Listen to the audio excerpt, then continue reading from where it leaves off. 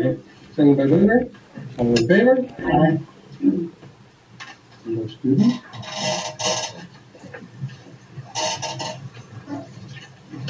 On actions determined in closed session, student expulsion hearing 27-22-23, action for consideration of violation of Education Code 48900C, not to expel a student with conditions. I need a motion. So moved. Motion by Vincelette, seconded. Second. By Hepburn, all in favor? Aye. 4 ayes, 1 was absent. You're here now, but you can't vote on that.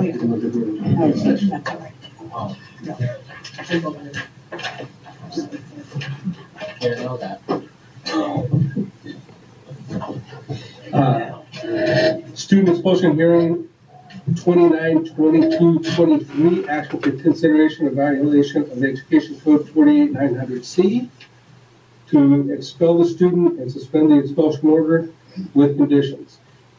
Motion? Motion by Hepburn. Second. Second by Vincelette. All in favor? Aye. 5 ayes. The recording of this meeting is being made and shall be kept for 30 days as public record. Please stand for the Pledge of Allegiance.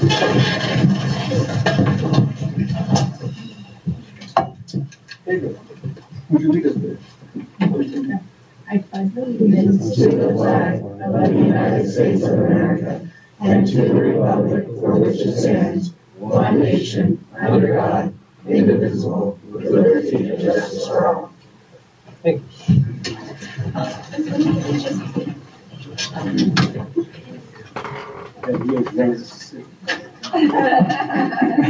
Don't make my work.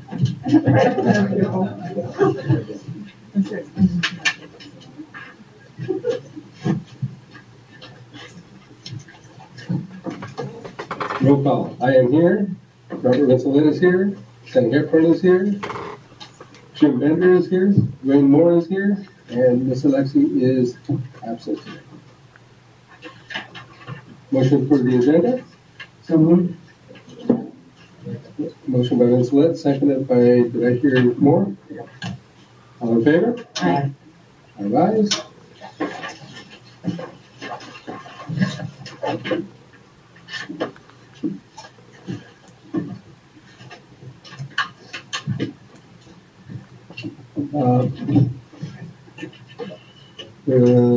Board Trustees Organizational Meeting, but first we want to recognize Mr. Jim Bender.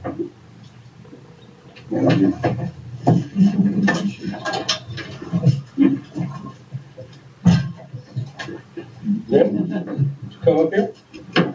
You call it police, did you? I'm gonna miss that sense of humor.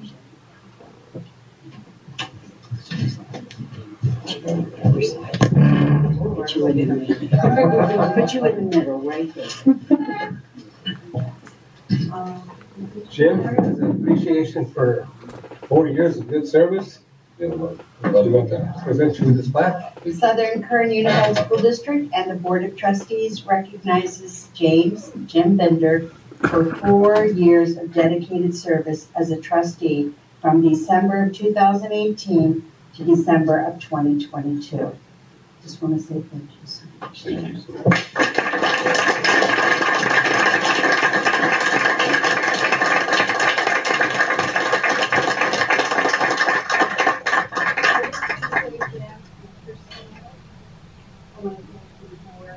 Giving me the opportunity for the dream job.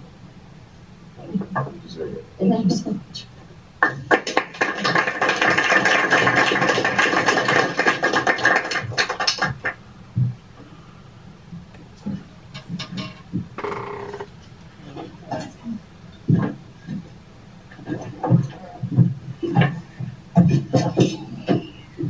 Good. Now, administer the oath of office to trustees. Yes. The 3 trustees that were the 2 re-elected, and Ms. Rendon, front and center, please.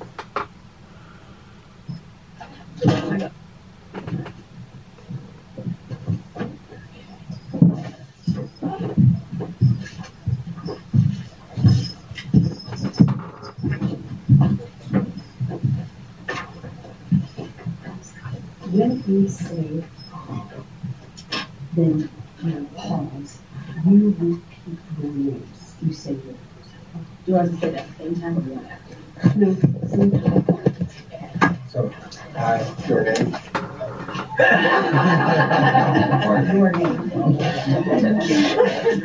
All right. Please raise your right hand. I I, Sunny Hepburn, do solemnly swear do solemnly swear that I will support and defend the Constitution of the United States that I will support and defend the Constitution of the United States and the Constitution of the State of California and the Constitution of the State of California against all enemies, foreign and domestic, against all enemies, foreign and domestic, that I will bear true faith and allegiance to the Constitution of the United States that I will bear true faith and allegiance to the Constitution of the United States and the Constitution of the State of California, and the Constitution of the State of California, that I take this obligation freely That I take this obligation freely without any mental reservation without any or purpose of evasion, or purpose of evasion, and that I will well and faithfully and that I will well and faithfully discharge the duties upon which I am about to enter. upon which I'm about to enter. Congratulations.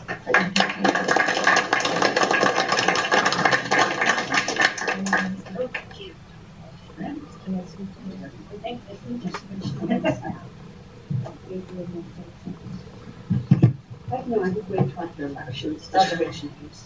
I can choke that very much.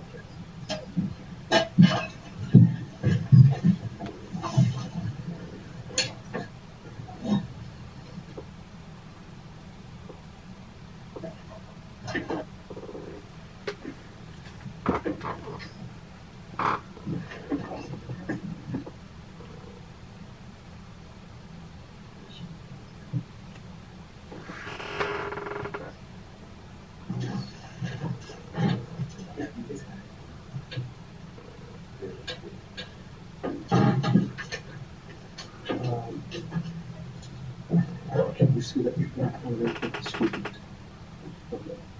Can I sit over there? Yes. Yes. Matthew Lexi, would you come over and take the Lexi seat? We'll get your name back for the next one.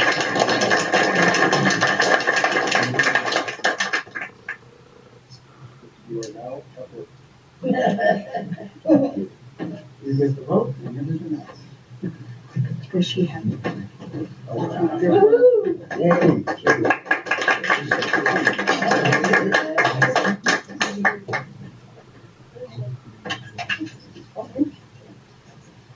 Okay, we now have to reorganize our board. Election of officers. I will make a motion to bring Mr. Vincelette up as president. I will second that. Okay, we have a first and a second. All in favor? Aye. Still learning. So, What was that vote? five all vote. Yeah.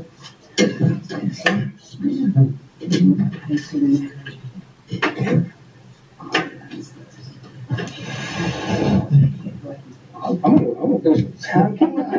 And then I believe, turn it over to you. Okay. No, I believe that you should finish Open nominations for vice president. it. Sunny Hepburn? Sunny, would you accept that nomination? I will accept that nomination. And then I will second. All in favor? Aye. Aye. Nomination for clerk. If you don't mind, I would like to do that. I was gonna say, I'd make a motion for I'll second it. Mario. I need a second. I'll second that. All in favor? Aye. County representative. We need somebody to represent our district at the county meetings in Bakersfield. Who wishes to drive to Bakersfield?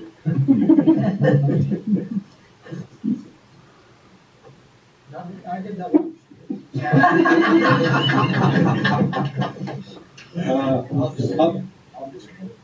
I make a nomination for Dwayne. Okay. I'll second.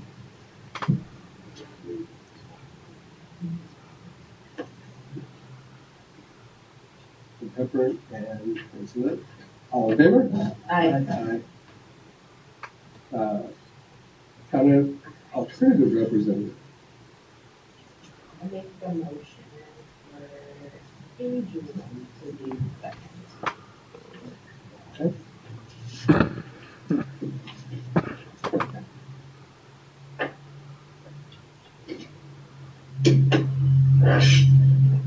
And that was by Pepper, seconded by Moore. All in favor? Aye. Aye. Antelope Valley School Board Association representative. I'll go. I go in place. Make the I'll make a motion. motion. Okay, and I'll second. I'll make the motion. I'll second. Okay, motion by Hepburn. Seconded by Vincent. Yes, sir. All in favor? Aye. Approved meeting calendar, oh, sorry. Since we now have different positions, Bob, it's all you. Gee, thanks. There's yours. We're playing musical. Okay.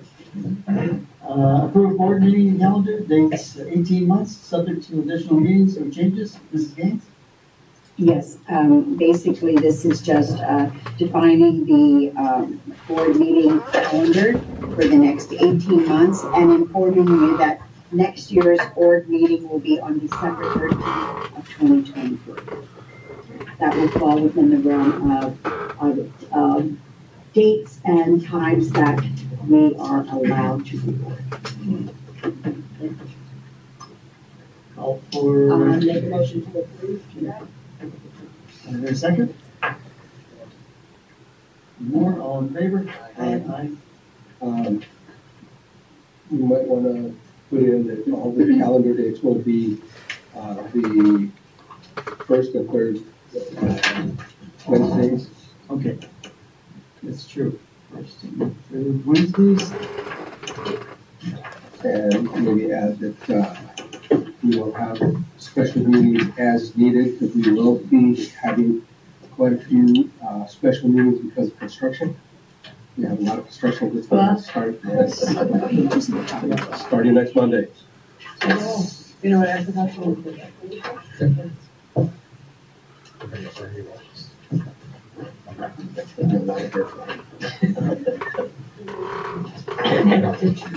Okay, next up on the list is subcommittees, volunteers assignments. Currently, Mario and I are on the budget. I get to stay. Anybody else would like to go? If not, I will stay. No problem? Okay. Thank you. Board policy, right now we have Hepburn and Moore. I'll stay. Okay. You have to show it. Curriculum, Listen to you, I work nights and, we work at 4:00 here, 5:30. curriculum, that's myself and Moore. What's that? I'm not doing that. You know, I do that one. Anybody else? Adrian? Adrian, if you mind? Yeah, I'll take it, I don't know what's Just say it. coming up. We'll throw you in without life, don't worry. Yeah, don't worry. Yeah, and I'm gonna go ahead and stay on it as well. Athletics. I'm on it and so is Jim, but Jim is no longer here. I want to stay on I will, and Mario, I think, wants to go on. yes, I do. That's why I went to all those classes. We both went. And every time I walked into one of those classes, I was already there. Project planning, that's Bender and Mario. definitely good. Is that for With that Monday luncheon, morning. it's every Monday Every morning, Monday morning. 8:30. 8:30. Is it virtual? Nope. All right. Right here. You're right. You do. For sure. Blame on it. Okay.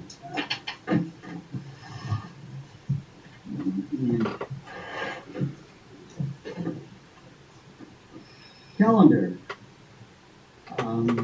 Adrian, we recommend you on that. Discipline review. Oh. Well, we can make Okay. Calendar. calendar. That's it, and then we can do that. You want to do that? Okay, That's for the school calendar. that's for the school calendar. Yeah, I'll stay on that one as well.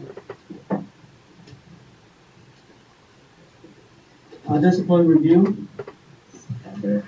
Okay, Mario is there. I'll accept that one. You can buy that one.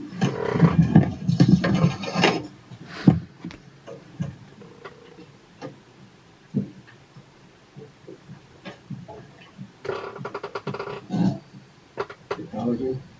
Technology. Maura's on that, I'm on that, I want to stay on that one. Anybody else want to? I'll stay with you.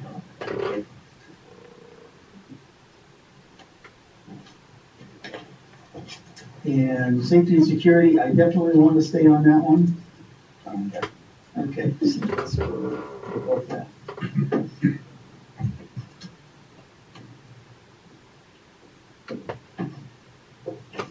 Let's say the ones to jump in and move one of us off. Okay.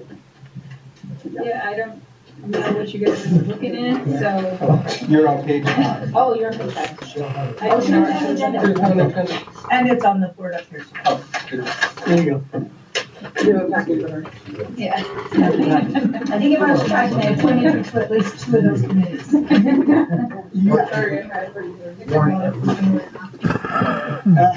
Unfortunately, though, we can only have 2 on each one.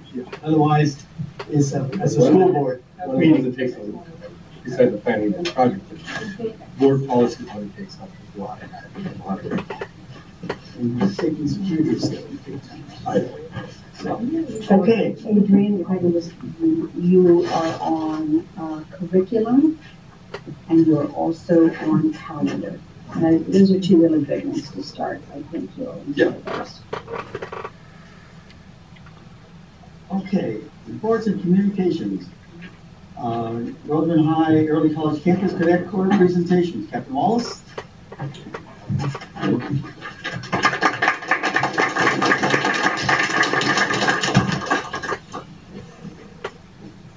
I'm not speaking, but I'd like to say thank you to Jim Bender. You were here when Cadet Corps started, so we appreciate your support and everybody else. Thank you so much.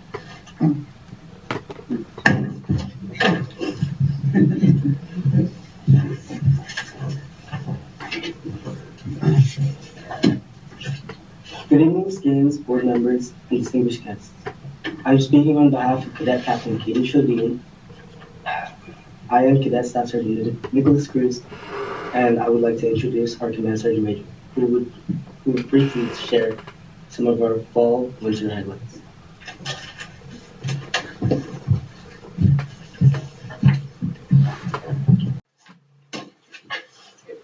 Thank you, Staff Sergeant.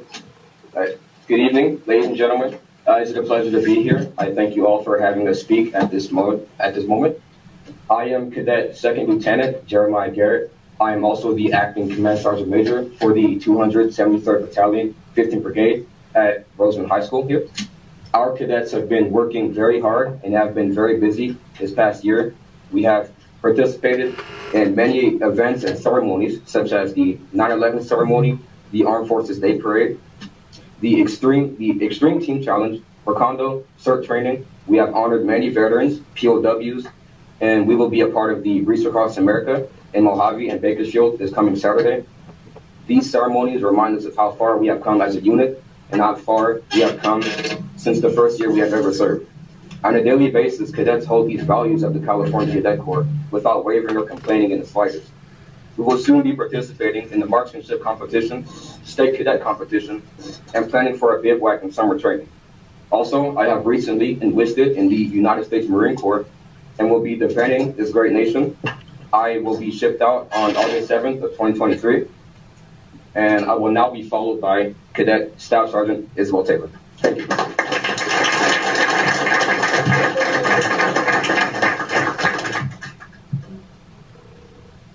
Good evening. We have also seen previous cadets such as Angel Rojas graduate from Marine Corps basic training and proudly serve our country. Others, such as Kaya Quellar, are attending college or are starting their careers. As you all know, there is a recent incident in Rosemont where our school was on a lockdown. Some cadets in that area were not able to leave our homes. Still, one cadet got up and put on their uniform because they knew it was a part of the daily training. Even though they are not able to make it to school, they still marched in the holiday parade the next day, demonstrating strength and courage in the face of adversity. As an 8th grade cadet, I was shy and introverted. As I learned more about the Cadet Corps, I started to become more determined to let down the brick wall that I had against everyone else, and I learned to become a leader. Today, I'm the Deputy Commander of the 15th Brigade, and I will be followed by Michaela Lopez. Thank you for your time.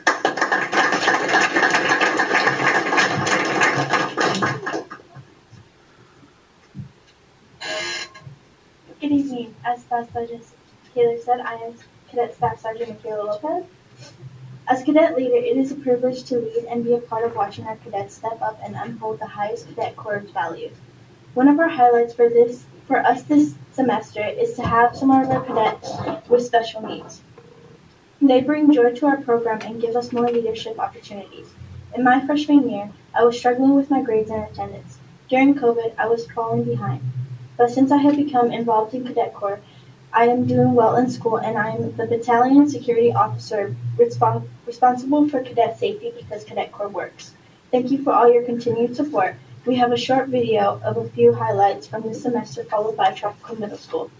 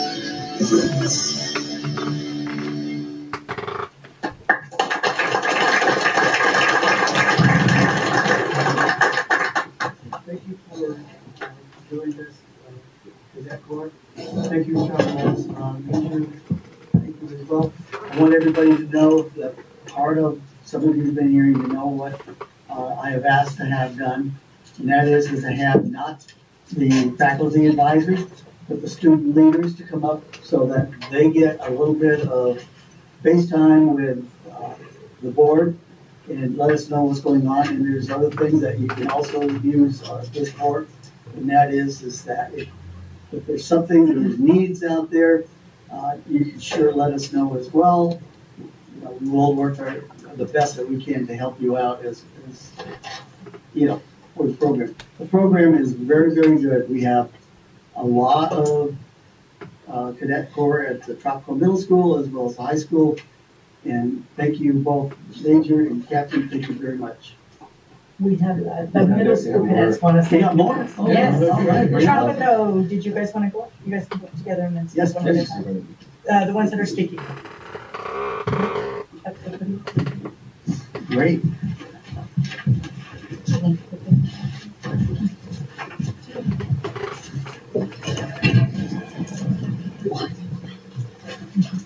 Hi everyone, I'm just going to be sharing a few things I like about Cadet Corps. First is I like how structured it is. It is really, really structured, and a lot of the cadets eventually have, as they have grown, have been leaders, and they've taught other cadets new things, and we're still learning new things every single day. It doesn't matter if we've been there for 2 days or 2 years, we're still learning something every single day.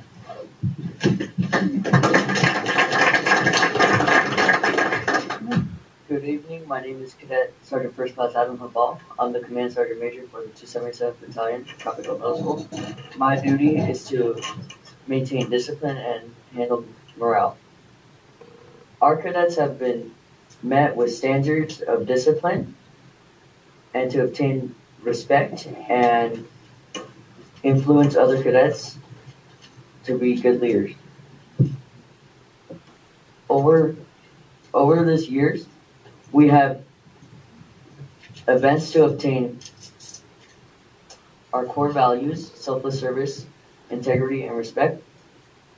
We had summer encampment, which teaches cadets following better instructions and bivouacs and cadet wellness.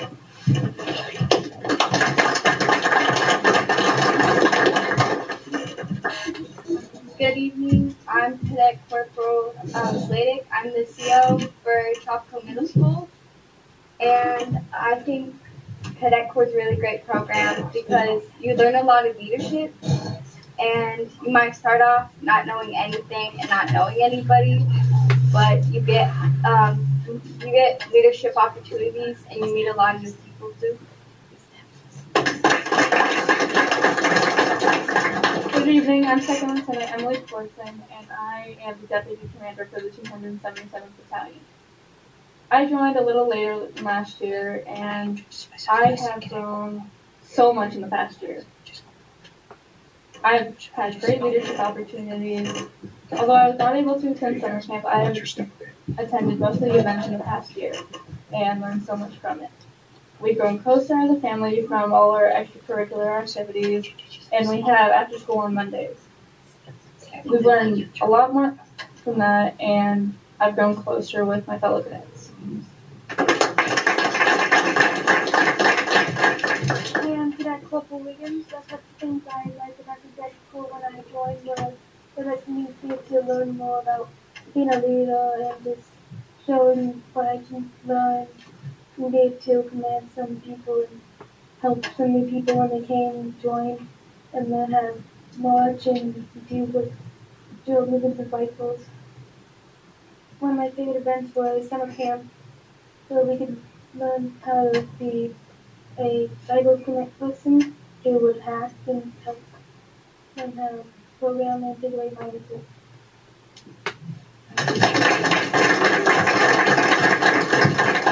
Hello, I'm Cadet Corporal Bullock, Christopher Tech. I wanted to come up here to say that as a kid coming from a special ed anger management class, it was hard. And I wanted to try out Cadet Corps because my sister, Michaela Lopez, was in there and she said it helped her a lot. So I wanted to try it and it did. That structure and that discipline really helped me get out of the anger management class.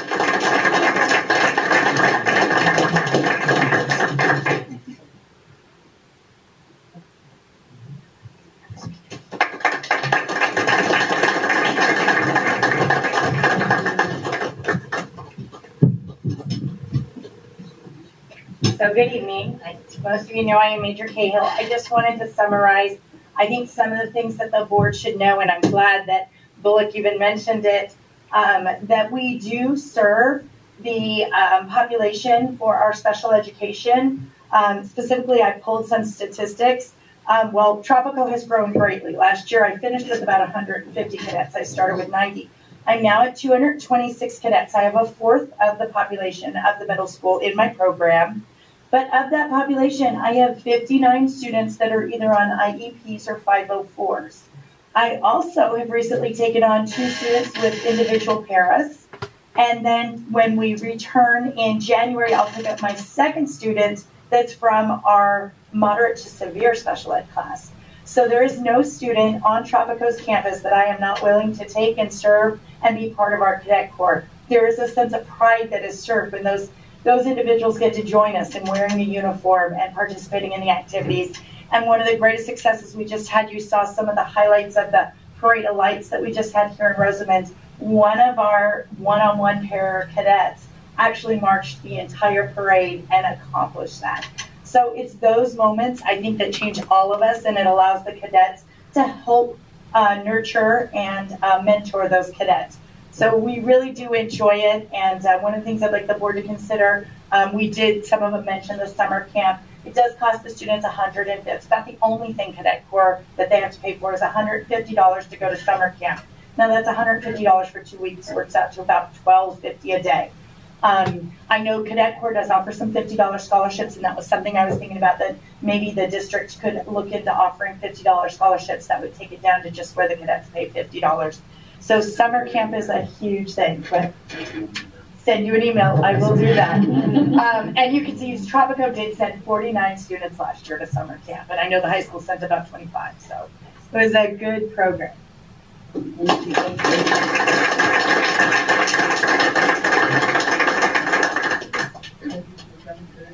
Appreciate it. Look forward to your next presentation. Next on RTA here. CSEA. Since Lexi's not here, we'll go with that. CBO report, Mr. Irvin. All right. So I'm a little bit under the weather at the moment, so bear with me. Report's going to be short. First and Caramel will be presented tonight. Other than that, have a safe and wonderful holiday. We'll put the mask back on. Thank you.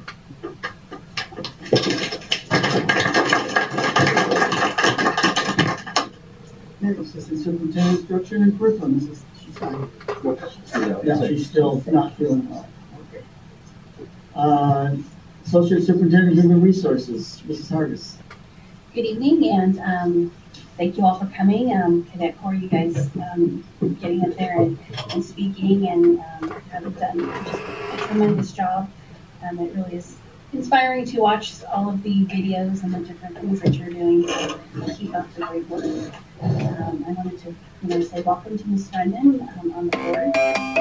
Dark Joyce, or 6 others. Thank you to all the staff here in Southern Kern who made it through the first semester. Hello. So I want you all to have a great time off, and if you are traveling somewhere, please be safe. Oh, I'm in a school board Come back meeting. second semester. Once we come back for second semester, I'll be able to have Just finishing up. have a great time off. I was gonna Rest call and you be and see ready to how come you're back. doing down there in Texas. Superintendent report, Mrs. Gaines. Okay, thank you. I too want to just say it's always a thrill. I'm just, I don't know, Cadet Corps has a real soft spot in my heart, whether it's the high school corps or Tropico. Major Cahill shared with me last week that she has 227. That was 27, Yeah, yes. 27. They shipped a little. Yes, okay. I was just in awe that we have that many students, which really represents probably a fourth of one out of every student. 1 out of every 4 students there is in our Cadet Corps program. And I just want to thank you for always inviting myself and the board to be a part of the wonderful programs with you and Captain Wallace. It's just until you're actually there, I'm just in awe of what these kids do, and had the pleasure of being there last week at the high school when the transition from Lewis to Caden from battalion leaders, correct? Yes. And that transit, then they look just, I mean, it's hard to believe they're only high school seniors. It really was that whole team. And so thank you again, both of you, for the work you do. It's this is the living proof that what you're doing is so valuable to our kids in Southern Kern. And I also wanted to say, I don't go on Facebook. I just don't have that time. But I do sometimes hear from members of the community that there was some questions on Facebook in the past couple of days regarding attendance. So I thought I would just share a few comments that hopefully our parents who are joining us from home and those of you in the audience might need to hear for clarification, because we are seeing some sickness still out there, and we, as bad as we hate to see, we still have an occasional student that will test positive with COVID. COVID's not 100% gone, or even a staff member. So I wanted to share a few things with you regarding attendance, so it is perfectly clear. And this came from the attendance office. So this is the policies on attendance. Absences exceeding 14 days within a school year require doctor justification.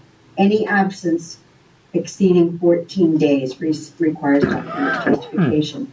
Absences exceeding 3 consecutive days require doctor justification. Bereavement is 5 days excused.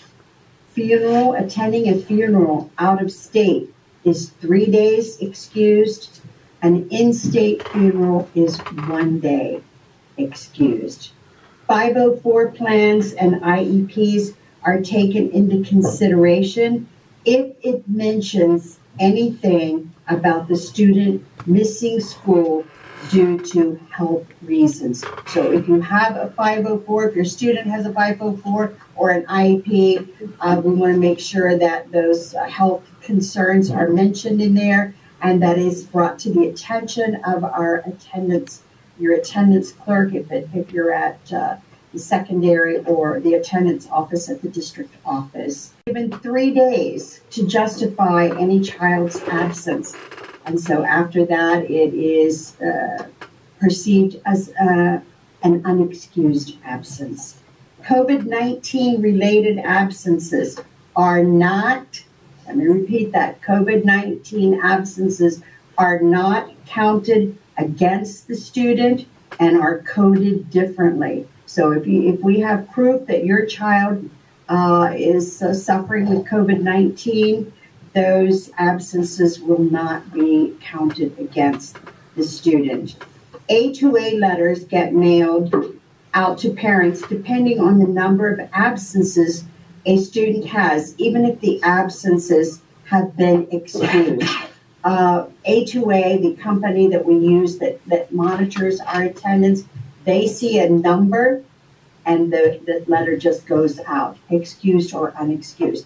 That's how we track all the absences. This is so that the parent is aware of the number of absences their student has. So sometimes all those letters have my name, my signature, But obviously, I don't monitor every little letter that goes out. I do see the letters, but I couldn't tell you for sure which students are getting those on a regular basis unless I look at the data. I want to remind parents of 8th grade students and seniors at high school. And in the 8th grade, we have a promotion. The seniors in high school have a graduation. They must maintain, all students in 8th and the 12th grade must maintain at least a 92% attendance rate to be able to participate in that promotion ceremony or graduation ceremony. Here's what sometimes hurts our students. 3 tardies of less than 30 minutes or more equals 1 period absence. 3 tardies of 30 minutes or more equal 1 full day's absence. And what I'm noticing is that students, the tardies, they take a little longer than they should, or perhaps they're doing things that they shouldn't be doing on their way to class, and it results in tardies. So please tell your students to get to class. They have enough passing period time that allows them to comfortably move from one classroom to the next. Suspensions do count as an absence. So if you missed any of that and you want a little more clarity, I'll do my best. Please feel free to either call my office or the attendance office here at the district office. So I just wanted to go over that. When I hear about things on Facebook, I want to try to do my best to help provide some clarity for our parents out there. And I want to say that we are nearing, it's hard to believe, we are nearing the end of a first semester. It seems like we just had August. I don't know, time truly does fly. And I want to wish all of our families and all of our community members, and each and every staff member out there, a wonderful holiday. I know that we're all just like hanging in there, little illnesses here and there, and trying to get grades and finals of high school and just trying to get through this week. But every year it happens, and teachers and staff do a phenomenal job in making sure the students do get their finals and do get the grades submitted on time. So I just want to wish everybody a wonderful holiday. Enjoy your time with family, stay safe, and hopefully you won't come down with any flu or COVID-like symptoms, because we know they're out there. Thank you, Ms. Gaines. Okay, board member communication. Congratulations, Adrian. We're gonna let you introduce yourself and your chance to speak. Okay, so my name is Adrian Redmond, and I have lived in Roseland since about 2010, and have been participating in a large amount of anything I can jump into, I'm there. So this is just kind of a way for me to kind of get my opinions out there and been done, I guess, as a parent. So I'm just excited to be a part of it. Thank you. Mr. Moore. I want to say thank you to the cadet corps for coming. It's always nice when you guys come. I love seeing the stories here and all that stuff. Congratulations on Garrett, right? Yes, sir. For shipping out to the Marine Corps. Yes, sir. That's day before my birthday, so I think that's a good birthday present. So congratulations on that. Thank you.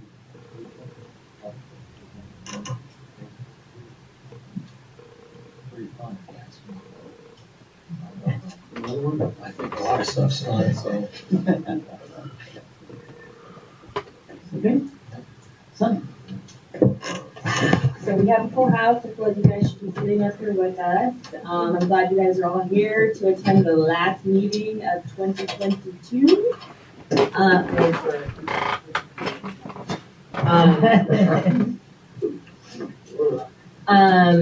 This year has flown by so fast, and I love seeing you guys out there when I pop up on campus on Wednesdays. I see the kids with their uniforms on. Today I see them everywhere. I don't know. I hope you guys have a happy holiday. Stay safe. Tell your family you love them, and just keep on keeping on. That's all I have. Oh yes, and I was officially elected, and I made it through my first election, and I'm happy to be here. And that's it. That's it. Okay. It's great to see the cadet corps. You guys look so nice and spiffy in uniforms. Especially the dress on the back. Those, He likes classics. I like that. We'll talk about getting jackets too. That looks nice. That really nice. And it shows the pride you have in yourself. I commend you for all everything you're doing, and I really like that you're bringing in some special ed students, and I know it'll work because you are who you are. And it will work, and it'll do a good service to our special needs kids. So, with that, I want to thank Jim for his work on the board with us. I want to miss you. Can't believe you always come up and do with and with that, you know, Jim, it's your turn. My turn? Yeah. What's your final words, sir? I really appreciate the opportunity. I learned a lot. It was great. You know, we did a lot of amazing things. We took over, we got elected on the board. We were going to be taken over by a state. We were a financial disaster. We sought a superintendent position. I think we got one of the finest ones in California. She does an excellent job. I don't know if anybody works as hard as her. She does a good job. I'm excited that we are financially stable. I wish we could, you know, I've always tried to make us more financially stable, but I've learned in this position of the school that you just can't do that. You can't save money for the rainy days. So, but we are in financial position. We're good. We're building more schools, and I'm going to be happy to see Tropical go. I'm most excited about our pre-teen school going to get started, or pre-K. That's going to be an awesome little school. Can't wait to see that get going. We did a lot of good things. We learned a lot, and I hope I get this.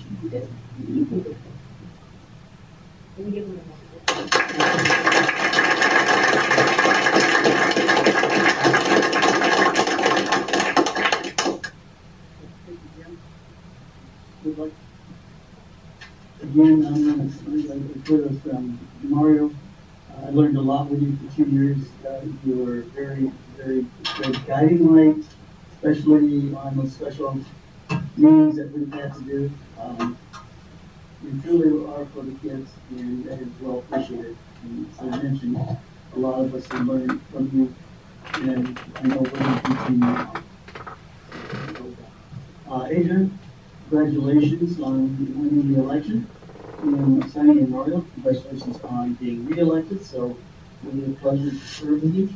I thank you, the board, for giving me the opportunity to lead for the next year. I hope I will keep that trust going. Cadet Corps. Just to let you know, I am a vet. I'm not retired. I am a disabled vet. I have a warm heart for Cadet Corps. The reason is because you know, I just like the military and the military guard. You guys are doing great. I saw a lot of you last night over at Tropico. Did a great job presenting the colors.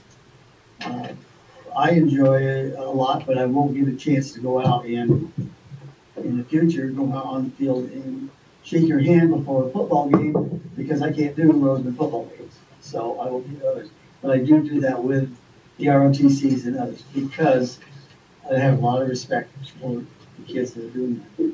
Keep up good work. Appreciate it. Thank you, sir. And my Marine Corps, my dad was in the Marines in World War II. He did lose a leg on Iwo Jima, so it's over there someplace. But the point is that good luck with your career, and you'll make it. Thank you, sir. No, it's not over there, Dad. I know where it's at. Okay, thank you for everybody who is here. Attorney Ewing. Thanks. I knew you were gonna get me on that one. That's fine.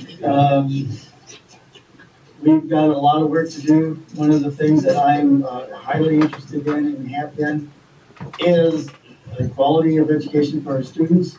All the items that are going on out there, like the clubs, robotics, cadet corps.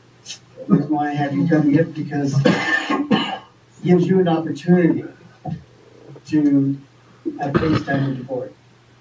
And being in the military, I know how FaceTime is very important. So, keep, as I said, and you see me on the streets, you can say hi. Not that hard to get along. Okay. Be quiet, other than that, Merry Christmas to everybody, and we'll look forward to seeing everybody next year. Yeah, Merry Christmas. Merry Christmas. Merry Christmas. Okay, consent items, HOH. Does anybody have any questions? Oh, do we have any comments from the public? None? Yeah, I got a comment. We're right at the part of the public now. Hey, I worked hard for the kids. There's something on the agenda tonight that's really important to me. It's the LOAP policy. I would really like to see that passed tonight.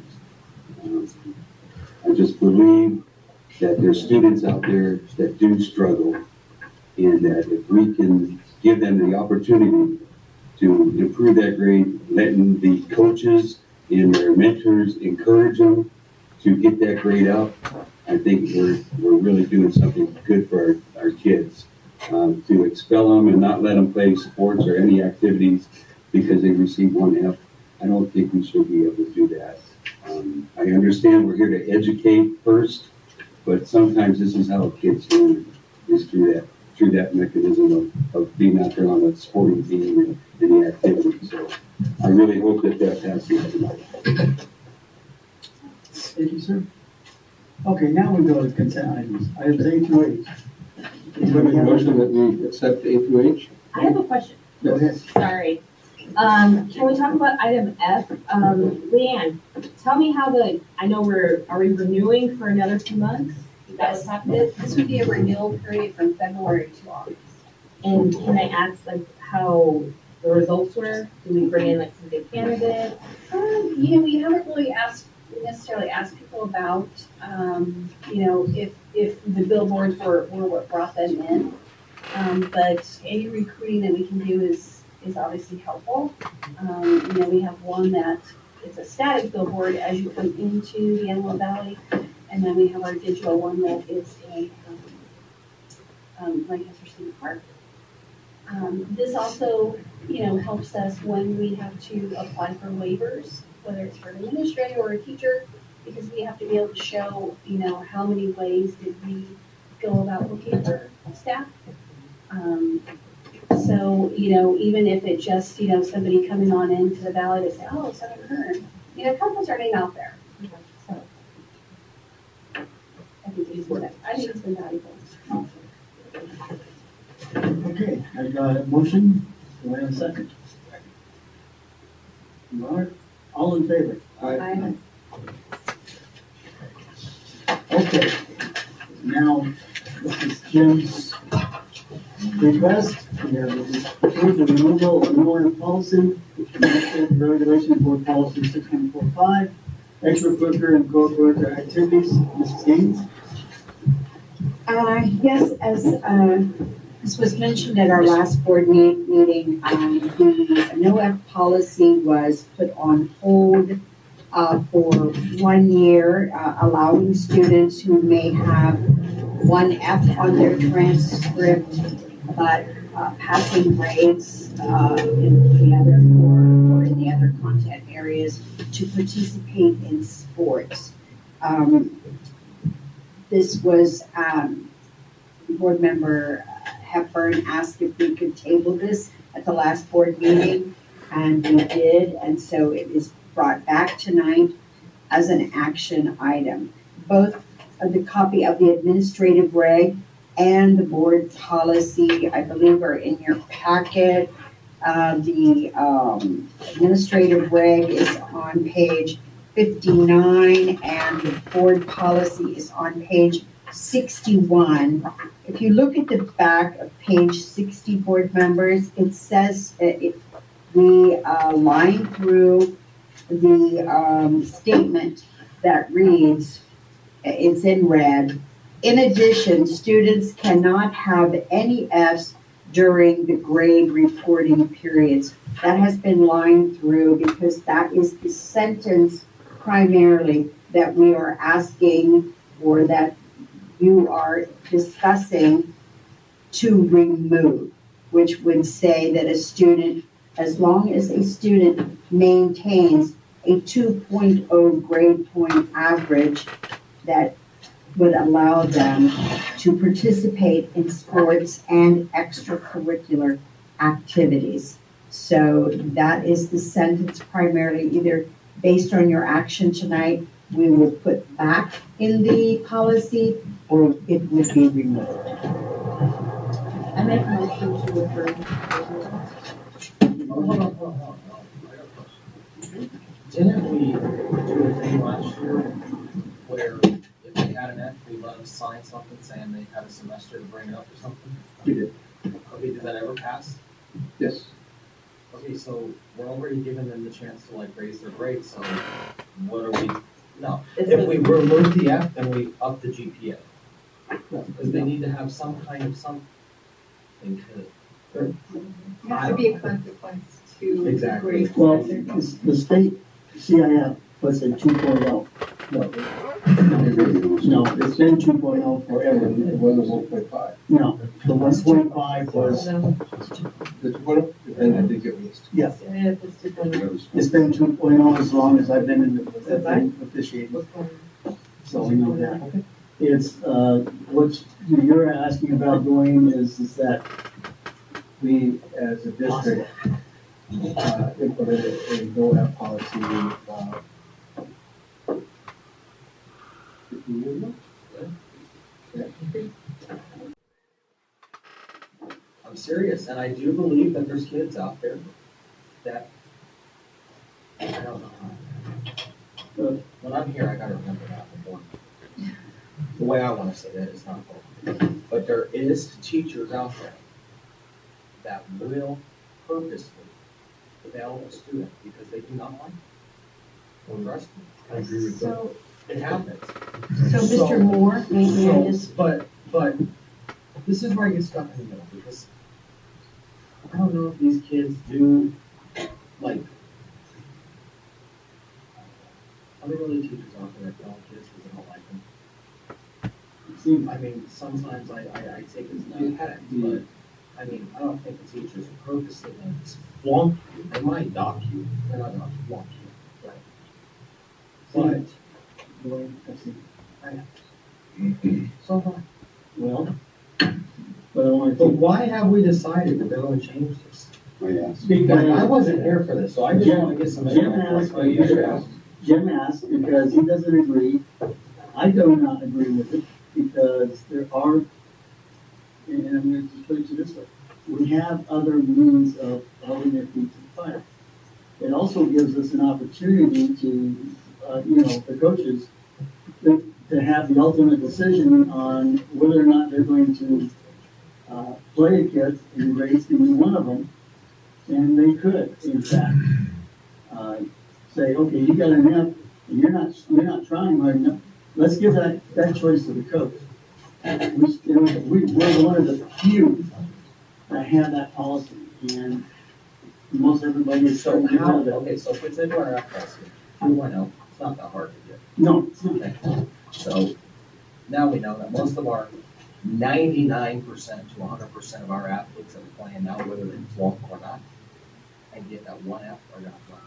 How else are we gonna hold them accountable for failing a class, besides giving them an F? Because think about it. I like to play baseball, but my mom told me if you get a C or lower, that you're not playing. I don't care if it's my mom or not. You are in school 6 to 8 hours a day to learn and get an education so I don't have to work to provide for your family. You are in school to learn, to do schoolwork, to do homework, and then if you get good grades, you get to go play that sport that you enjoy playing as a hobby. Not just because I'm saying I'm screwed. So do you I still think get to go to if a baseball student had practice. all B's and there was one student that had, Well, all the B's is failing anyways. That's well, lower than I'm a just saying, 2.0. okay, and an A. And then a student has A's and fails a particular class for a situation, maybe they're sick, maybe they're missing assignments. I'm not saying that's the case, but like Mario said, this was implemented 10, 15 years ago because it was 1.5, is that what you said? It That's used to be 1.5, and it didn't matter if you had index. And we raised it at that time to 2.0, even though CIF had not raised the bar yet.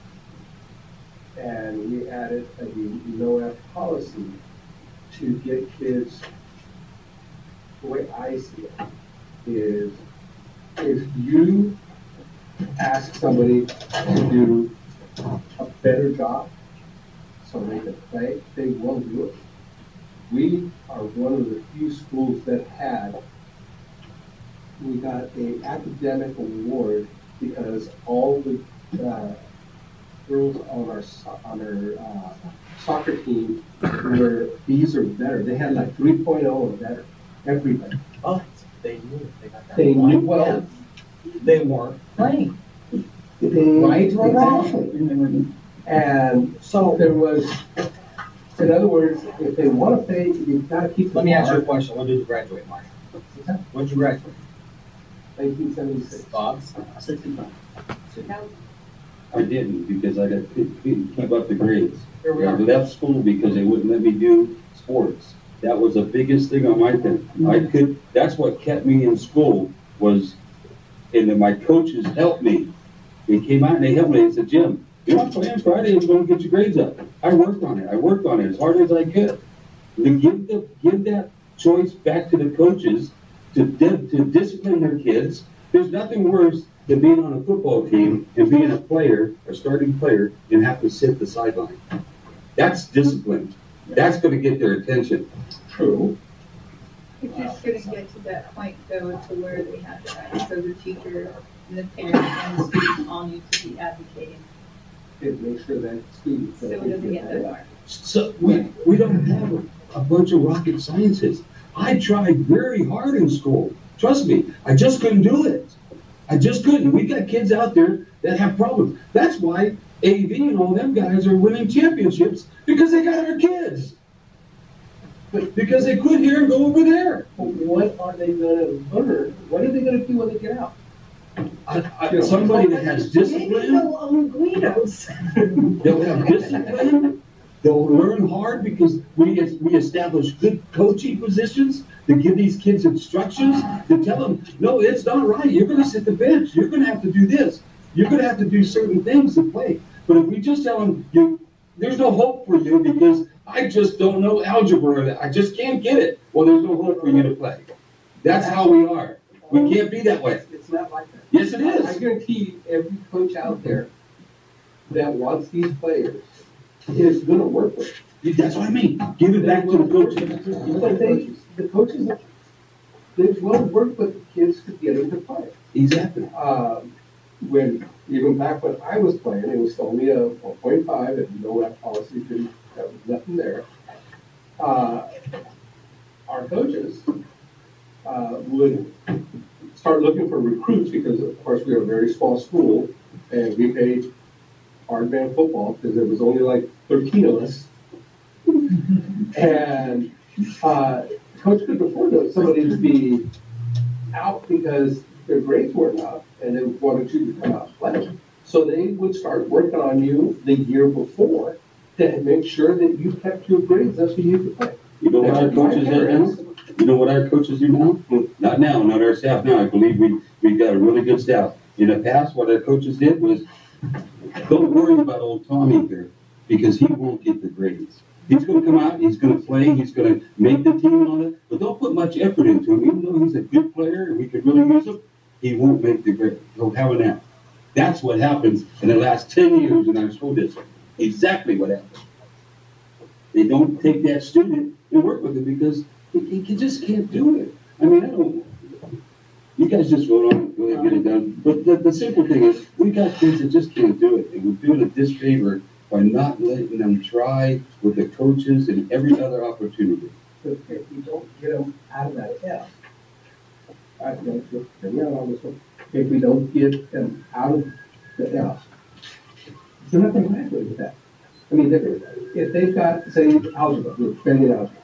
If they've got algebra all through their high school career, they can't graduate. Yeah, we have to work on that. So that's what we why get not everybody involved. use sports as the hook to get them? Because this is what happens, Mario. And everybody can shake their head and do whatever they want. As soon as you take that from that kid, he lost his job. He lost his job. I know. He lost his job. He gave up. Because mentally, he's saying to himself, I can't do this. I tried. Now they won't let me play.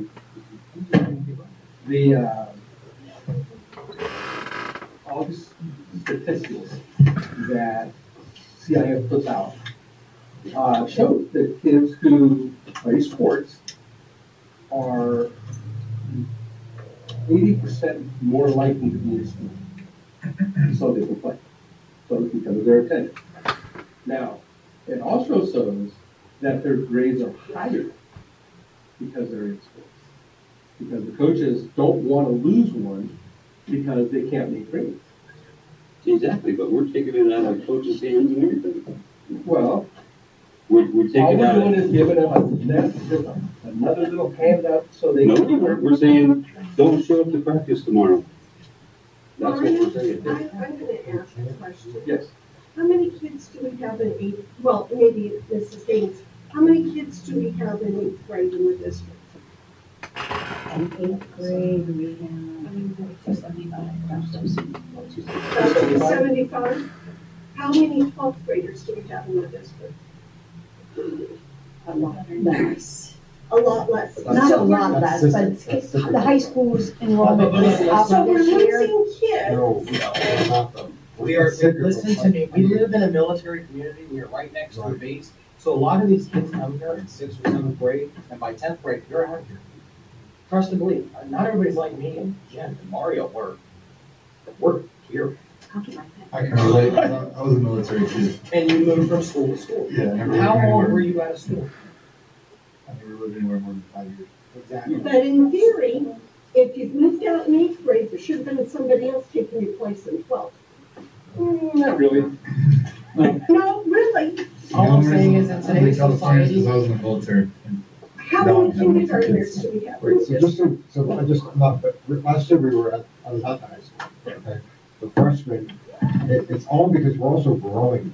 Yeah. So our smallest class in the district is our seniors right now. Our second smallest class, I think, is our sophomores, to be honest, something happened there. But if you really look at it, it's not a, and I'm not, Mr. Burns, I'm just saying it's not a fair comparison for the fact that when you go back to, when these students were 12th graders, you go back 12 years ago, when we start, like, I'm sure that that's just, you have to actually look at the numbers from kindergarten to see. Then we go through. Right, because, like, right now, we've got about 60 more kids than when we started in 6th grade. I mean, Tropical is bursting right now. That's why we all improved the instruction.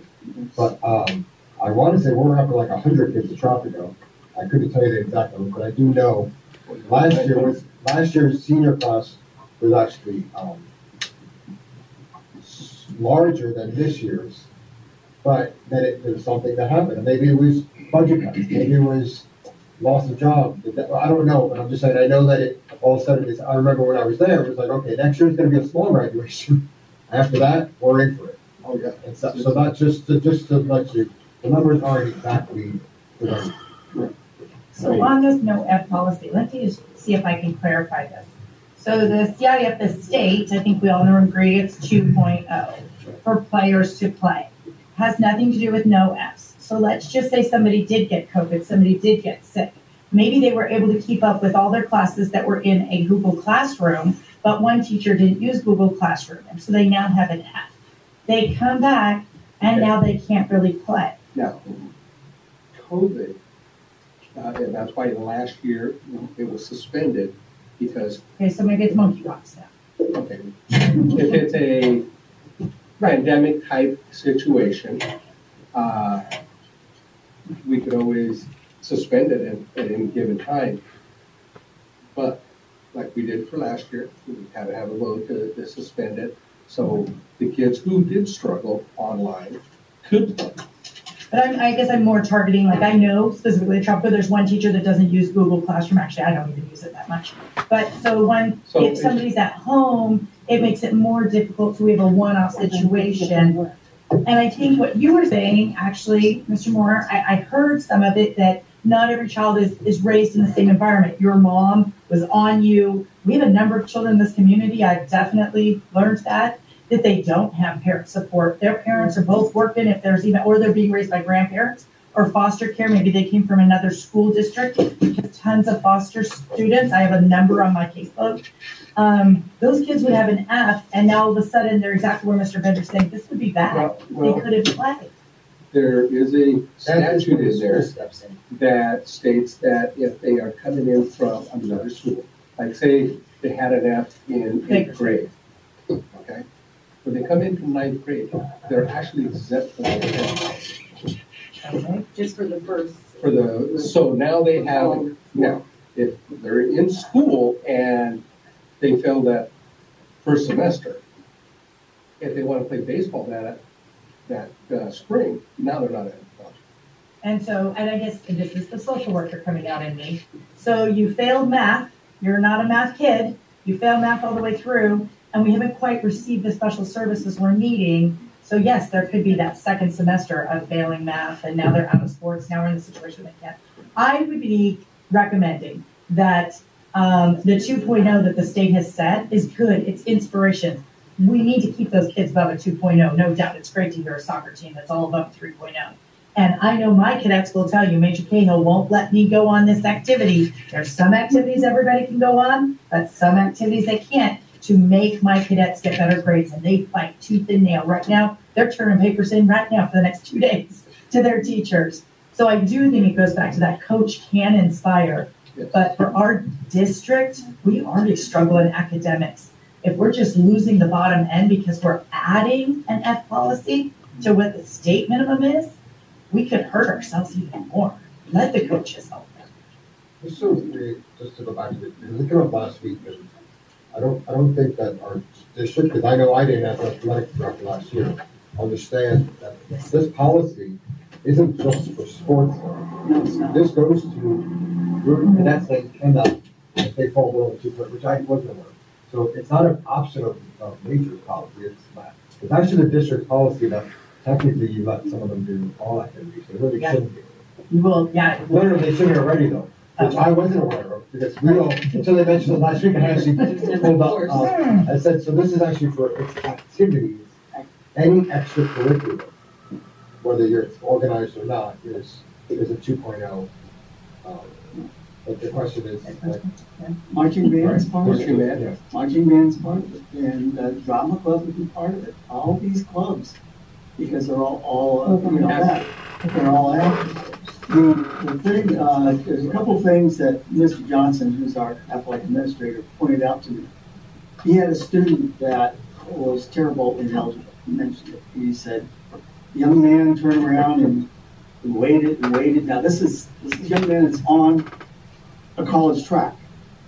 He decided to take basic math rather than take the algebra, so he wouldn't fail the algebra because he knows he's going to struggle. I struggled with math desperately when I was in high school. I wouldn't have played sports. I wouldn't have been able to play basketball. I wouldn't have been able to go to my audiovisual club. All those things based on this policy. And I did get a chance to talk to Michael Hunter, and, the other day, he's one of our assistant football coaches, Nat is as well. He's saying, well, we used to have, after-school programs before we go to practice or after practice, that they would tutor the students. And he said, we need to get back to that. And I think with the no-app policy, the kids are gonna say, not gonna matter. Because they wanna play, and based on that, and if I, and we'll have to agree. When I walk on a football field at Lancaster High School or AV, I'll get somebody come up to me and go, Mr. Vinsley, how you doing? What are you doing here? Well, I can't play a Roseman. I can name 2 students that are in Cadet Corps right now that they're scoping for football. In fact, I think they're already playing for the high school and middle school down in Lancaster. Yeah, and we see it all, and I see it all the time. So we're losing those kids that we shouldn't be losing. And if they don't get the 2.0, they're not going to play anyways. And that 2.0 was instituted not actually by the state CIF, but that is the National Federation. That comes all the way from the National Federation of High School Sports. So I'm in favor of eliminating it and moving all that. Sorry, Nat, but all the responsibility of the coaches to make the cut. I'm all for it. I'm going to take that responsibility every day. Let us motivate our students. I'm telling you, one app is going to kill them. Okay, I'll tell you what. F, what does F mean? Family? You don't get to play sports, but I'll tell you what. We can remove the F policy and have 2.0s. I want to know how many athletes we have at the end of every week, and how many of those athletes have Fs. And then I'm going to contact every coach that coaches a sport in this district and ask them, what are you doing to help this one athlete who has an F? If I don't see any progress, or I don't see any help or anything, this F policy will come back. Because I already was told that we were giving them a waiver because it would help us. It would help the kids be able to get their F. It would be inspirational to say, hey, we know you got an F, but you have a year. You have a semester to get your ass back here. And here we are now just saying, Free Willy, waiver didn't work, let's just take the F policy away. So, I don't know. I went to an awards ceremony for a first grade class, and everybody got an award because your sticker placement was correct, because this was correct, because in today's society, we are giving too much to these children that we are not making them work for it. Can I say something? So I don't know. I hear what you're saying. I have a student who struggles a lot, and getting her motivated to do work is very difficult. And she's an F student right now. And I'm like, let's do your work. What do you need to do? Let's go. Let me help you. And it's something else. But if she had the opportunity to play sports or extracurricular activities, she gets motivated when we can bring it back later and say, okay, check everybody out and they're not doing their job, then okay, let's bring it back up. But I think giving them a chance and changing it right now would be good for a lot of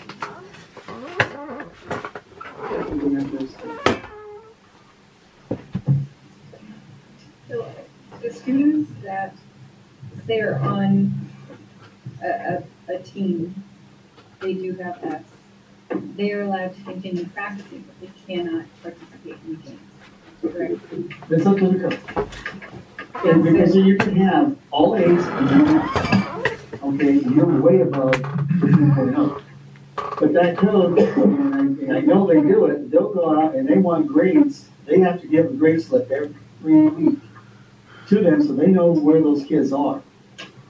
Because if they get to the quarter, if they've got bad grades, they don't play. So they want these kids to play, and it's awful hard when, in like football, for instance, you are going to get injuries, okay? So you start depleting, and you're going to wind up like Mojave, who had to forfeit games this year because they didn't have enough players. because of injuries. That's not a real good reason. Believe me, I want to see a good student athlete, but I also want to be able to see kids who come in, they're out there, mom, dad work, and he's got to take care of his kids. And the kids are sick and everything, so his grades suffer. We gotta help them out. And, so forth, but I believe the coaches really want to do this because it makes them look good, and then, and then they've got the discipline for this. That's what I'm looking at, is discipline. Because it's another way for the coaches to get discipline on these kids. So the coaches already can advocate for their players, right? They can, or they can. No, the no-ad policy, no-ad policy prevents that. If we take it out, now they can advocate for the players, they can work hard with them, and if the kid doesn't make it, they're the ones that are gonna It should pull go it. to the teacher, it shouldn't be up, it shouldn't go, it's the student and the teacher. They are a group, and so when you're in a classroom, you're working together, sometimes it's not, it's the teacher that's not. That's exactly, okay, Their, Let's go ahead and do the vote. all right, we got a motion. Okay. Yeah, I amend the motion. Go ahead. We take the no-ad policy off the books today and revisit it again in the summer, but I want stats. After each season, how many kids played that have. I want the stats. Yeah. That way we can see, are we allowing kids that have 1F, 2Fs, 3Fs to participate? They still can get, there's, I know, but I'm just saying. I want to see the numbers. They can't get 2 Fs. I know, when they get to us, they're not gonna make it. I know they get one and still make it. how about discipline? Discipline does affect, they cannot play if they're on a behavior contract for something real stupid at school.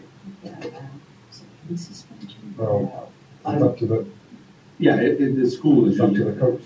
Yes, I want to give, I'm not gonna lie, all the coaches, they usually, what happens with that, sorry, the behavioral, coaches will only implement that on game day.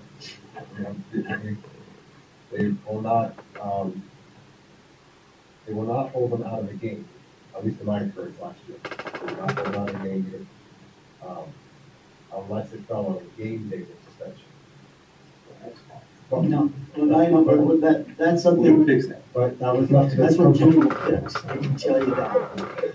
That's not how it's operated. I get a report It's not. Yes. at the end of every sports season telling us how many kids And we then we're let gonna play that revisit had it at the end of the year. No, 2 years. I want to see, You can see the reports, but we're not gonna make any changes for 2 years because things can change. Let's get some I data. want to see data, and then we will revisit it again after school's up. Mario, are you going to do that data on a weekly basis because the grades change week by week? I want to see what their end result is, each quarter and semester. And I want to see every kid's grades, I want to see what and I want to see if there's a pattern. We also need to have, it needs to be incorporated into, and this is what we're doing, for our coaches, and that, the coaches had to also, in our interviews, they have to be willing to do grade checks, they have to be willing to, but I can, it's not happening. But we do. I know Mr., I think Mr. Captain Wallace does it, if he speaks to the kids, now it's also different because he's on campus. Right. I mean, it's a lot easier. that our coaches aren't doing it this year? They are doing it. They I'm are. talking about last year. I don't have any experience this year. I'm just talking about last year. I just want to be winning streak. So I would do it for the coaches. It's a grade check every week. When I played, we had a grade check every week. And we had to bring it signed by each teacher with their Because grade, you or we were, didn't get to practice. because you were on the no-F policy. Yeah. No, I was way before that. No? The no-F policy was All my brought in kids- 10 years ago. I've been on the district for 15 years. Yeah. 10 years now. 2012? Yeah. I was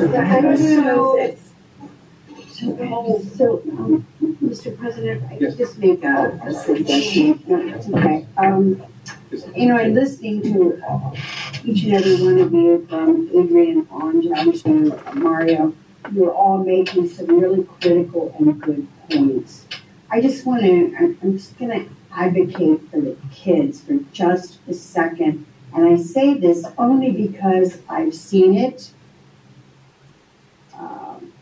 There could be, if you keep the F policy in place, those kids, I have actually seen teachers who are failing 85% of the kids who come into their classroom.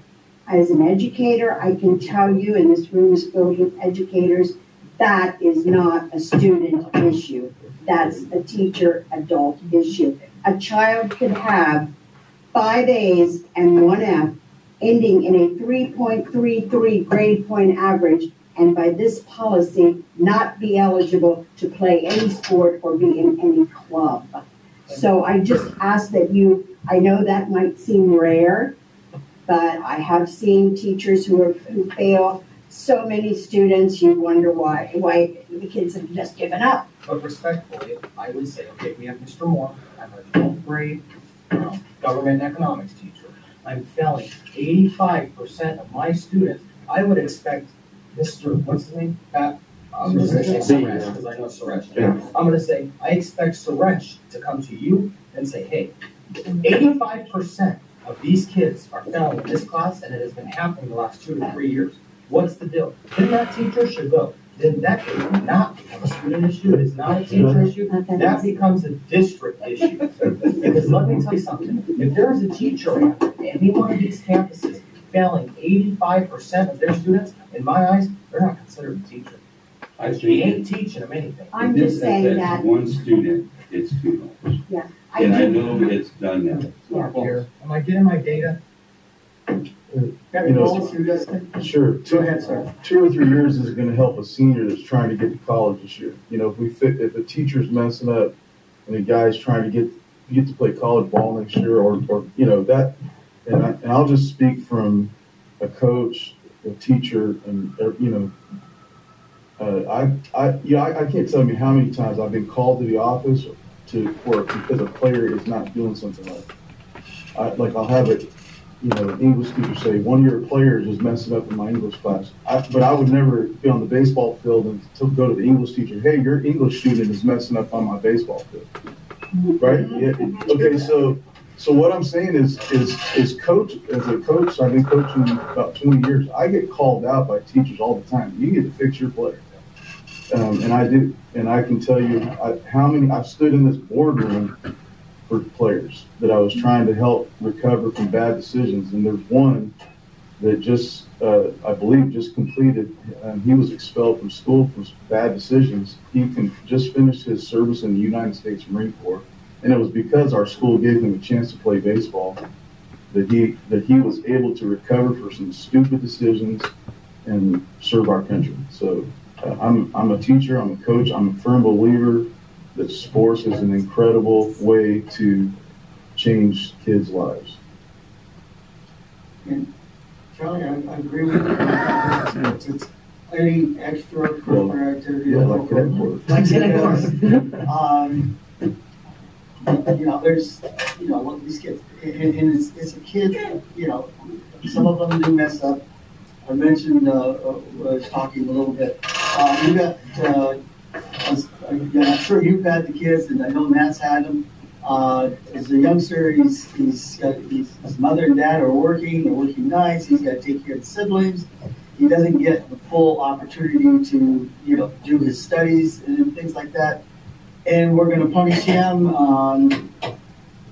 No, I don't think so. I think what we need to do at that point in time is get with the kids.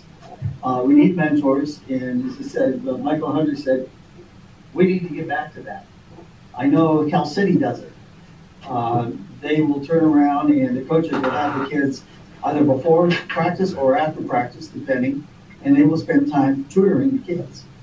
And if we see that, I don't see any reason, I agree with you, Mara, I'd like to see data, but I'd like to see data over the next 2 years, because 1 year is not gonna tell us anything. Even 6 It'll be a months. start. But it'll be a start.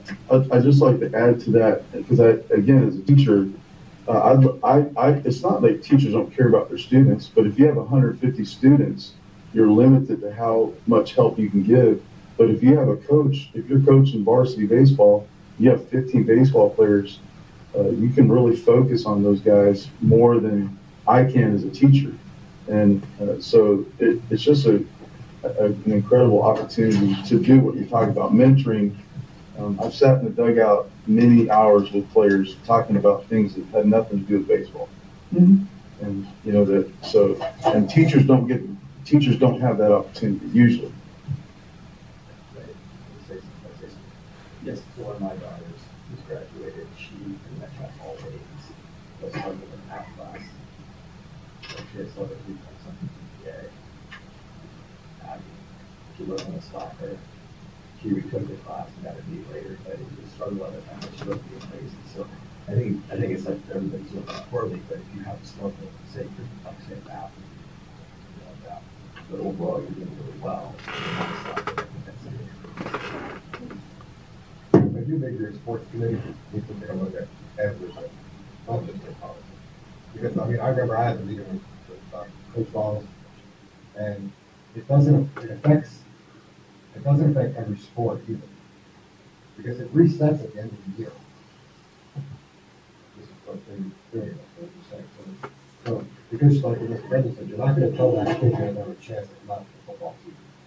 Because COVID happened, right? Because that's what I'm saying. Okay, but for Coach Wallace, you know, there's a couple of plays that I have to go and reput on academic for the fact, but like he had said too, and I'm not trying to put words in your mouth, Coach, but like, you know, you had 2 or 3 plays that were ineligible that you had to work with, but they probably weren't eligible the whole year. But now it falls on Coach Wallace to have to mentor these kids and get them, because it affects his baseball season. So I think there needs to be a broader scope here of looking at these kids who want to play sports and getting them the interventions and stuff like that they need, as opposed to just waiting for that season to start. Because, I mean, you're already behind me. I mean, right. And I agree. I'm just saying, I mean, that's what I waiving noticed. the 2.0. What was that? I said, we're not waiving the 2.0. No. Right. And Barbara, I would just add one more quick thing here. We as a district, and maybe we as a nation, have failed. It's on us as the adults, on us as the teachers. We have failed these students for the past 3 years with COVID. These kids have not had the math instruction they should have had. They've not had the daily practice. And so now we are asking them to build on a foundation that we have allowed to be a mess. And now we're going to hold them accountable for the foundation that we have allowed to be a mess. And I think there's got to be a little bit of grace in there, especially during this period. Now, this is from a grandmother whose kid didn't get back her phone until all of her grades were up to A's and B's and 1C.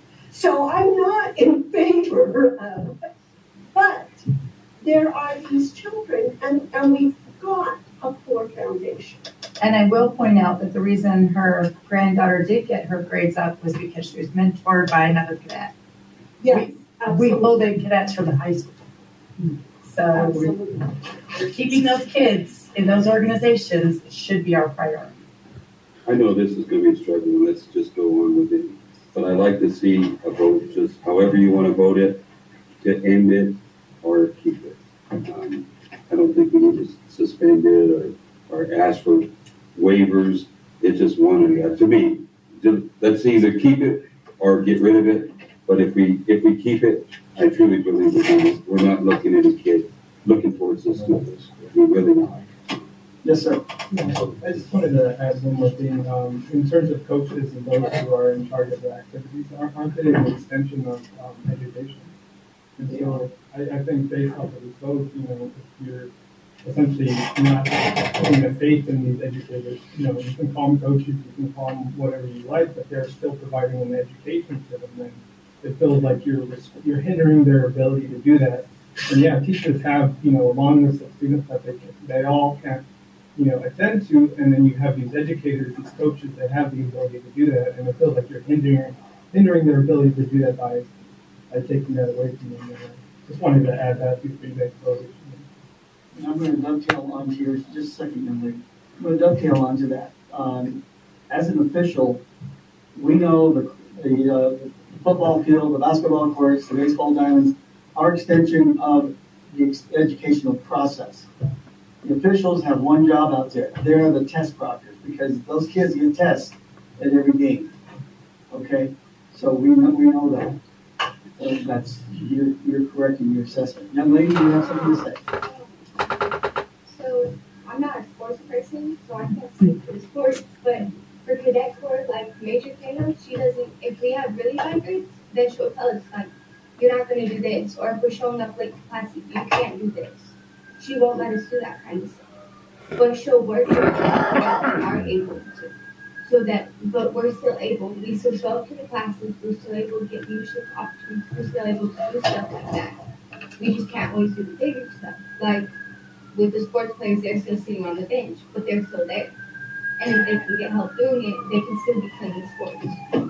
Even if they have if they can get help doing it, they can still be doing it. Thank you. I sing on top of the cake. There's one other bad. thing.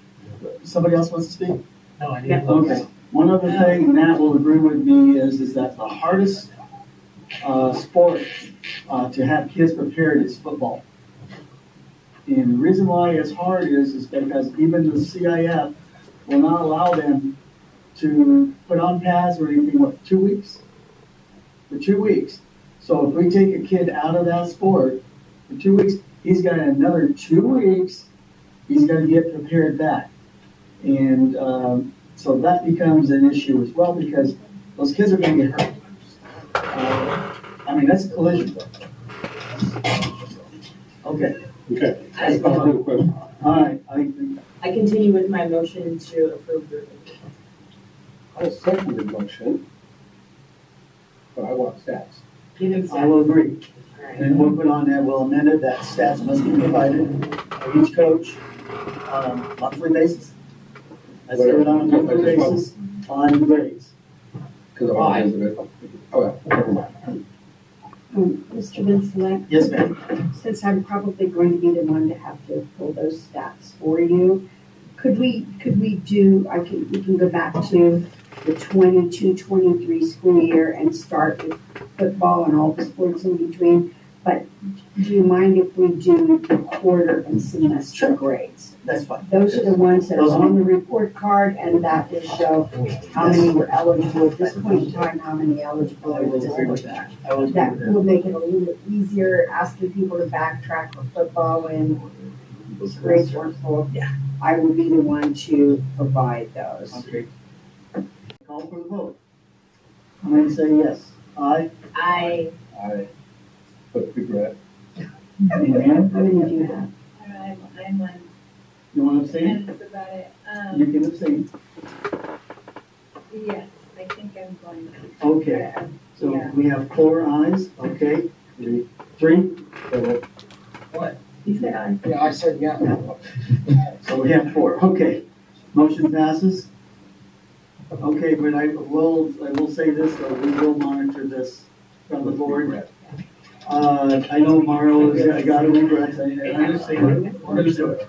All right, business operations, approval resolution 22-23-09 regarding annual and 5-year planning, development fees for the 2021-22 fiscal year and following funds for accounts 2025, capital facility fees, government code section 66001D and 6606D. Mr. Irvin?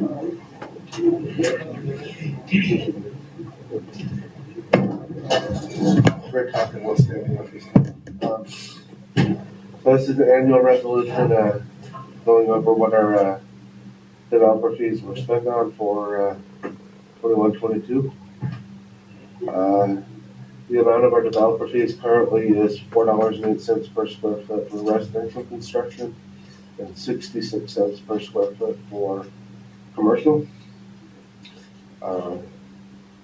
Overall, from July 1 through June 30th of last year, well, July 1, 21 to June 30, 22, the district collected $352,000 in fees and accrued $13,800 in interest. Like typical years, the vast majority of what we spent for developer fees was on the leases for affordable collection, which accounted for 60% of the expenditure.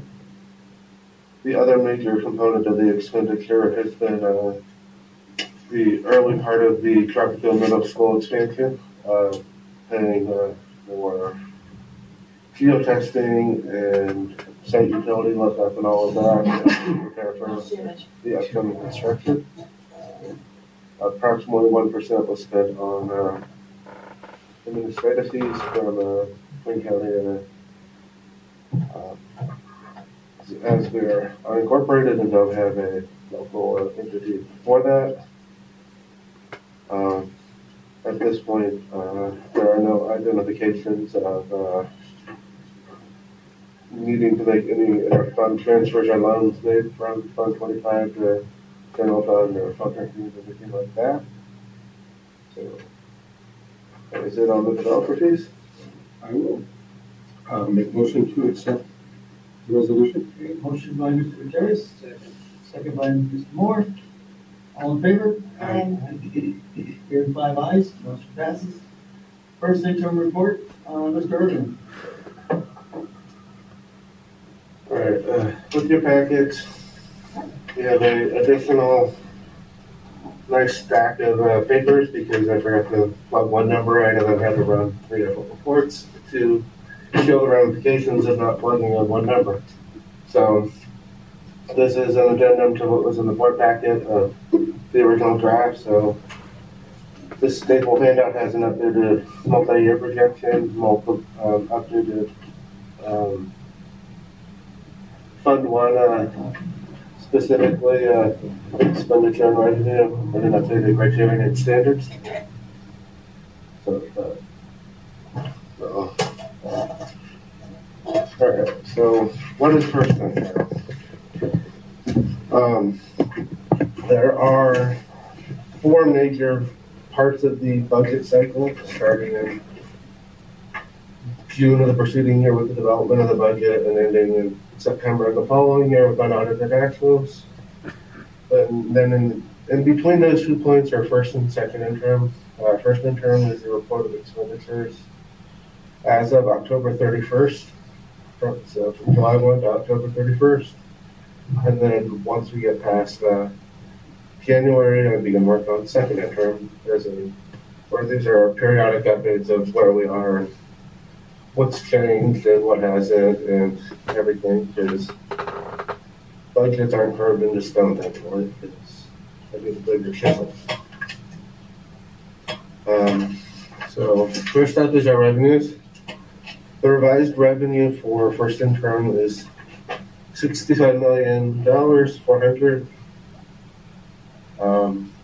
This is up from what was proposed at budget of $56 million. So there's a $9 million difference. Large part of this is the increase in the LCFF base. If you guys remember from presentations for the budget, the known COLA for the LCFF base, we didn't know what it was at the time. So instead of taking a guess and then getting it terribly wrong and then, having to back up everything, figured it'd be easier to, estimate it at 0 and add to it. Additionally, there have been increases in EPA funding as well as property tax projections from Queen County.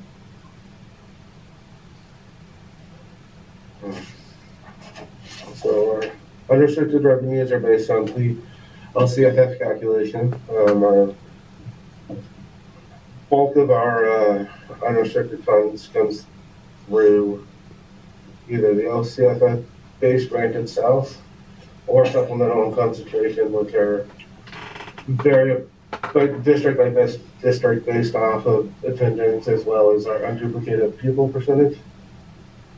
And then some of our restricted includes COVID-19 funding that we still are receiving, including the IPI and ELO grant. The restricted revenues for this year does not include all of our SS3 funds because there's still years that we can use that. Our estimated funded ADA at this point is 3,311.56, which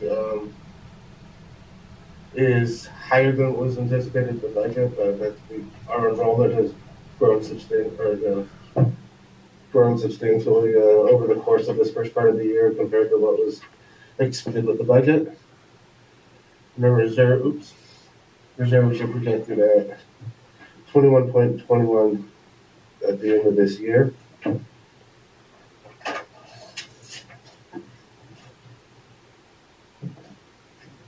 So this is the side-by-side comparison between the revenues, various facets. You can see the large jump in the state LCFF revenue, as well as the other state revenue that goes along with ELO and IPI funding.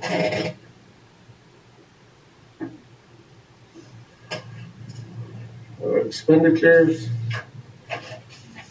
are the budgeted expenditures are $63,211,902. This is also higher than it was when we did the budget, partially because yes, we have more money, but also after development of the budget, we had to redo the LCAP for this year to include carryover from last year. So that all of those carryover expenditures have been included into this year's budget. Let's see what else we got in there. And then there's still one-time funding sources still in there for summer school, extra duty, etc. that have come with the increased COVID dollars. Our district's supplemental concentration for the LCAP as a first intern is $11,849,000. The salary and benefits making up approximately, or not approximately, but 72.8% of the budgeted expenditures. And this is the breakdown of the expenditures in each of the categories. So a lot of shift in books and supplies, capital outlays expanded, and this is all part of, largely part of LCAP expenditure, knowing that if we need to spend these funds that, are strictly one time, so we're not tying ongoing costs to that. But you can see that, from our July 1 budget of 55 million to the overall expenditure of 63 million, that there's, been quite an increase, but, $5 million in carryover and additional funding will do that. So these are the multi-year projection assumptions. So for current year, unrestricted revenues includes the base supplemental segments of LCF.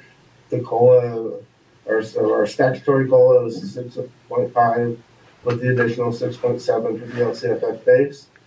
Our ADA is approximately about 89% by the end of first interim. So restricted funding includes ELO, IPI, SR2, and then again partially SR3. What it does not include for the multi-year is the salary increases that were board approved last week due to time constraints of needing to have a drafter ready by Friday. A very small window to work in to update all of the salary schedules and position control and everything else that puts the salary and benefit calculation together. So these are the assumptions for the out 2 years for the multi-year. Step and column salary increases are about 2 to 3 1/3 each year. The consumer price index is based off of School Services of California's dartboard for districts, as well as the cost for employee pensions. Our categorical spending and revenue for our federal programs is projected flat, and then have whittled out the IPI and ESSER 2 funds as those that will expire by the end of next year, or by September of next year, and then ESSER 3 will expire in 23-24.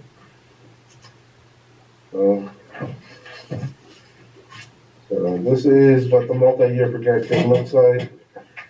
We started the year at 17 million. We'll end at 13, but that is largely due to the carryover from the LCAP. So that we were very cash heavy at the beginning of the year, so that's why it's a net decrease. Because the point is to spend it all, because it's why we were given it. And then with the multi-year, the out 2 years have a ending reserve of 39% and 49%. All of these numbers will be reduced once we factor in the cost of the raises for the district. So that'll be something to look forward to for second interim. But the final is taking out of everything. Or I have more than a week to put numbers together there. Lastly, our projected ending fund balances for all of our other funds other than the general fund, where everything up until now has been talking about general fund. State facility fund is this is all of our construction funds. So while yes, we have cash in there now, the whole point of all of that is that it's obligated for the preschool, for Tropico, but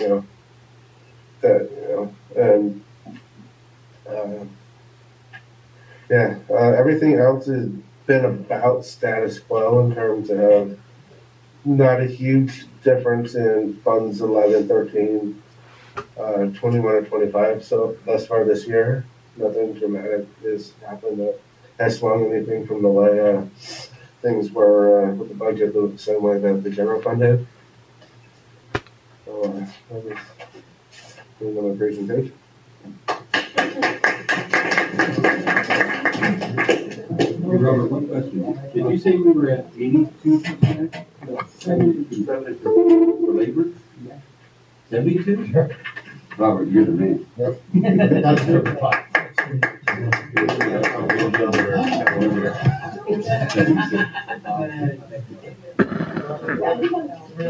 That was just a presentation. Now the next one is the motion.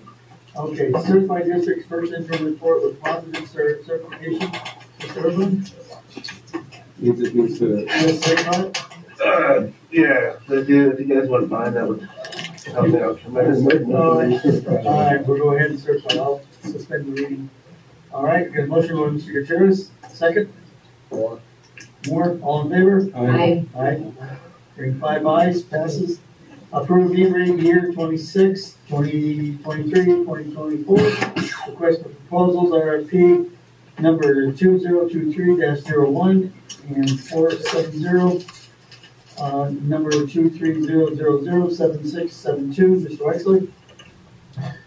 Yes, this is for the upcoming E-rate year. The RFP contains 24 switches, 14, most of those switches are for the middle school for the upcoming, for the 24 new class, 28 new classrooms at the middle school. Yes, sir. So it's 4 buildings of 7 buildings of 4. So each of the 7 buildings gets 2 switches. So that's 14 switches. And then we have some older switches that we're going to replace. So that's how we buy our switches every year, is through E-rate. So I recommend approving of the E-rate RFP. So the RFP gets submitted, we get bids, we'll select the winning bid, and we'll bring it back to the board for approval. Thank you. I have a motion. What's No, it's switches, those are, motion, you stole mine last. I'll second it. Okay, second by Hepburn, all in favor? Aye, 5 ayes, motion passes. Personnel items, approval, admin, site coordinator, salary schedule, Mrs. Hargis? So the job description of the Avid Site Coordinator was approved back in October, and we did not have a salary attached to it. So that is what is attached to it now. It would be a 4% on step 2, column 1 of the salary schedule. And so what we needed to do is we went back to RTA and said, hey, do you mind if we put this on the stipend schedule? And they said it was fine. So So you gave approval, so I have to get actually get paid. column 1.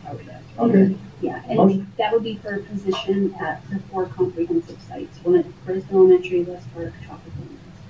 Okay. These are 4 different people, or one group? No, it would be 4 different people. Motion, Martin? Second by? Moore, all in favor? Aye. 5 ayes, motion passes. Approve the following personnel items. Hargis? We just asked that you approve. We have some coaches on here. We have para-educators. It's kind of like these. Yep. Motion to approve. Motion by Hepburn, second. Second by Moore, all in favor? Aye. Ayes. Adjournment. I make a motion. Yay. Somebody get it. Who's seconding? Aye. Okay, all in favor? Aye. 5 ayes. All right, we're out of here. 9:05.